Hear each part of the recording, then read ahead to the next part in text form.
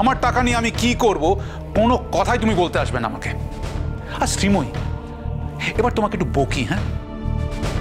কতবার বোঝাবো তোমাকে, কতবার বোঝাবো যে অবাঞ্ছিত লোকেদের কথাবার্তায় দয়া করে বিচলিত হয়েও না, মাথা ঘামিও না। তোমার জীবনে আমরা সবাই আছি। যারা তোমার শুভাকাঙ্ক্ষী তাদের কথা শুনবে, যারা তোমার ভালো চায় না তাদের কথা শুনবে না, কানেই তুলবে না। যাও, এই শীতের পোশাকগুলো বার করো। রোহিত আঙ্কেল, আমার না সামনে একটা শো আছে, কবে ডেট একবার দেখে। না না না না, কোনো অজুহাত শুনবো না, কোনো কথাই শুনবো না। আমরা সবাই মিলে একসাথে যাব। এই অঙ্কিতাকে ডেকে নিও। আরে অঙ্কিতা অনেকদিন আসে না। হ্যাঁ, সেটা অবশ্য ঠিক। আমারও বৌদি ভাইয়ের কথা খুব মনে হচ্ছে। আমি কালই অঙ্কিতা দিকে ডেকে নিচ্ছি। একদম।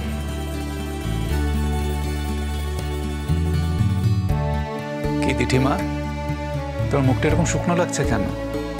তুমি আমাদের সাথে যাবে না বলে? না রোহিত আঙ্কেল, আমি থেকে যাব। আমার তো চেম্বারও আছে, মাধবপুরেও যেতে হবে। ওখানে অনেক পেশেন্টরা আমার জন্য অপেক্ষা করে থাকে। আচ্ছা দিঠি, আমরা তো ম্যাক্সিমাম 2-3 দিনের জন্য যাব। তো এই সময়টা তুমি যদি তোমার কোনো বন্ধু ডাক্তারকে বলো তোমার চেম্বারটা অ্যাটেন্ড করতে, সেটা করে তো যাওয়া যায়। যাবে? আমি পরে যাব। নাকি আমাদের সাথে যাবি না বলে যাচ্ছিস না? সেটাও একটা কথা। আর ঐতিহ্যের সঙ্গে আমি সংসার করলে ঐতিহ্য আমাকে এসব জায়গায় ঘুরতে নিয়ে যেতে পারবে না মা। আর আমারও ক্ষমতা হবে না সংসারের সমস্ত দায় সামলে তারপর পাহাড়ে ঘুরতে যাওয়ার। আর এখন আমি তোমাদের সঙ্গে চলে যাব স্বার্থপরের মতো, ঐতিহ্যের যাওয়া হবে না, সেটা বোধহয় ঠিক নয়।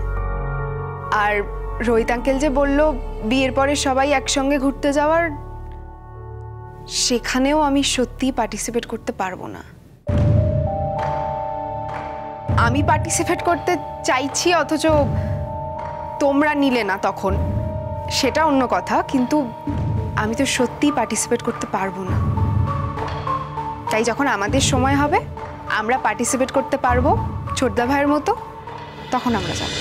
ন্যাশনাল লেভেলে পাকামি, জানো দিঠি, আজকাল তোমার এই পাকামিটা অসহ্য লাগে।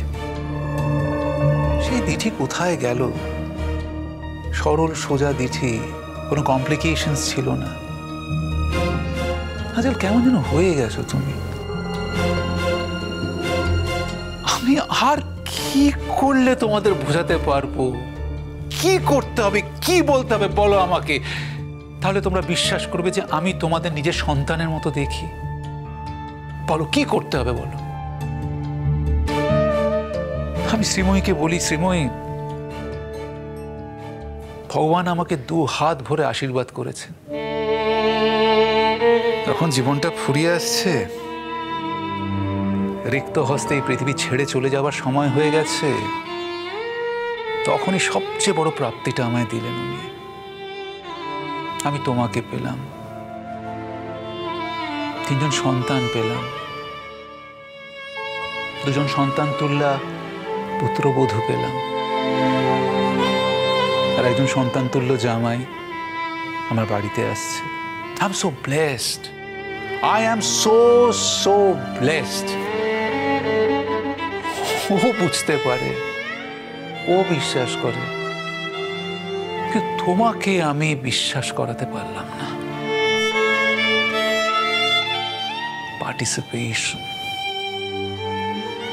পার্টিসিপেশনটা না শুধুমাত্র টাকা দিয়ে হয় না, পার্টিসিপেশনটা এখান থেকে হয়। ধরো তুমি যদি কোনো অনুষ্ঠানে উৎসাহ, উদ্দীপনা এবং আনন্দ নিয়ে যোগ দাও, সেটাকে বলে প্রকৃত পার্টিসিপেশন। টাকা দিয়ে সেটা হয় না। কি হয়ে গেল শ্রীময়ী, আমাদের এই বাংলা? কোথায় গেল আমাদের সেই দিনগুলো? যে আমাদের কলেজ পিকনিকে মনে আছে কত ছেলে মেয়ে যারা পিকনিকে যাবার মতো পয়সা তাদের ছিল না, আমরা তাদের হয়ে দিয়ে দিতাম, কিন্তু তারা না থাকলে আবার পিকনিকটা জমতো না, পরিপূর্ণ হতো না। এবং আমরাও কিছু মনে করতাম না, তারাও কিছু মনে করতো না। আজকাল সব কিছু টাকা টাকা টাকা। কেউ কারো টাকা নেবার চেষ্টা করছে, কেউ কারো টাকা বাঁচাবার চেষ্টা করছে। কতটা কাঁদবো, কতটা হাসবো, কতটা দুঃখ পাবো বা পাবো না, সব কিছু টাকা দিয়ে বিচার করছে মানুষ। মানুষ মানুষ ছেড়ে ক্যালকুলেটর হয়ে গেছে। আজব। যার টাকা আছে সেই কথাটা বলতেই পারে, যার টাকা নেই সে বুঝতে পারে। তুমি কিছু মনে করো না রোহিত আঙ্কেল, আমি এটা করতে পারবো না। যাবে না, that is entirely your decision. সেখানে আমার কিছু বলার নেই। তুমি ঐতিহ্যকে ছেড়ে যেতে চাইছো না, আই ক্যান আন্ডারস্ট্যান্ড। কিন্তু টাকা পয়সা নেই বলে যেতে পারছো না বা যেতে চাইছো না, সেটা আমার কাছে গ্রহণযোগ্য নয়। আমি ভগবানের কাছে প্রার্থনা করব যে ভবিষ্যতে তোমার এই মাইন্ডসেটটা তুমি চেঞ্জ করবে। আর ভগবানের কাছে আরো একটা প্রার্থনা করব, যেন ভবিষ্যতে তুমি বুঝতে পারো যে রোহিত আঙ্কেল এখান থেকে নয়, এখান থেকে কথাগুলো বলে। আর রোহিত আঙ্কেল এটাকে নয়, এটাকে বেশি গুরুত্ব দেয়, প্রকৃত সম্পর্ককে। সম্পর্কের দাম আমার কাছে এখনো আছে রোহিত আঙ্কেল, কিন্তু যেহেতু আমার কাছে টাকা পয়সা নেই, তাই টাকা পয়সার দামটাও আমার কাছে অনেকটা। সম্পর্ক তখনই ঠিক থাকে যখন টাকা পয়সার যোগানটা ঠিক থাকে। এটা প্র্যাকটিক্যাল কথা। তোমার মত আমার সঙ্গে মিলতেও পারে, নাও মিলতে পারে, কিন্তু আমি এটা বিশ্বাস করি। তুই সত্যি এই কথাটা বিশ্বাস করিস দিঠি? পাপার কিন্তু কোনোদিন কোনো অর্থাভাব ছিল না, তাহলে মায়ের সাথে পাপার সম্পর্কটা টিকলো না কেন? দেখি কথাটা বলা এখন অপ্রাসঙ্গিক, তবু বলছি, যদি সত্যি বেড়াতে যাওয়া হয় রোহিত আঙ্কেল কিন্তু একা যাবে না, আমরাও যেতাম।